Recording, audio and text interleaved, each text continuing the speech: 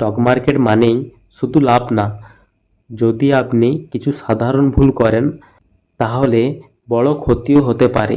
এই ভিডিওতে আমি বলবো এমন 5টি মারাত্মক ভুল যেগুলো স্টক মার্কেটে নতুনেরা প্রায় করে বসে। এই ভুলগুলো এড়াতে পারলেই আপনি একটি ভালো ইনভেস্টর হতে পারেন। শুধু দাম কম দেখেই শেয়ার কেনা।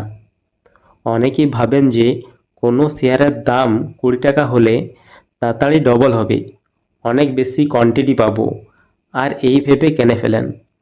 কিন্তু আপনারা কোনোদিন ভেবে দেখেন না ওই স্টকটি একসময় 1000 টাকা দাম ছিল, আজ এত কম কেন?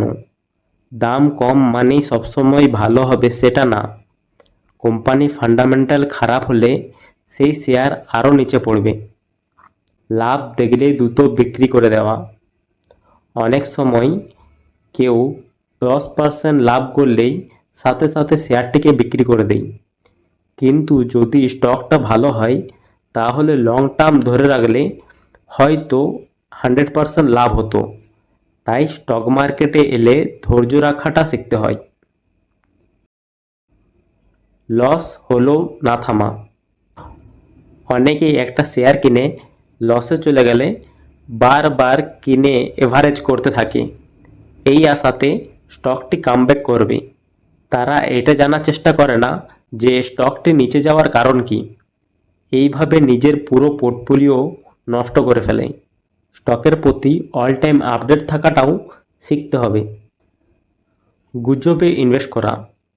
ভাই বলেছে তাই কিনেছি, খবর এসেছে মাল্টিব্যাগার হবে, এইভাবে কেউ শেয়ার কিনলে সেটা জুয়ার মতো হয়ে যায়।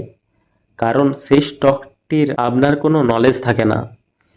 এরপর সেই স্টকটি 10 বা 15% নিচে এলেই আপনি ভয় পেয়ে সেই স্টকটি বেচে দেবেন ও লস বুক করবেন। আর এমনি করতে করতে আপনার যে ক্যাপিটাল থাকবে সেটিও হারাতে থাকবেন। তাই শুধু ট্রেন্ড বা গুজব দেখে ইনভেস্ট করবেন না। একটি শেয়ারে সব টাকা ঢেলে দেওয়া। সব টাকা এক জায়গায় লাগানোটা খুব বড় রিস্ক। যদি চলে যায় খুব ভালো, আর যদি না চলে তত বড়ই লস। তাই স্টক মার্কেটে ডাইভার্সিফিকেশন খুব দরকার।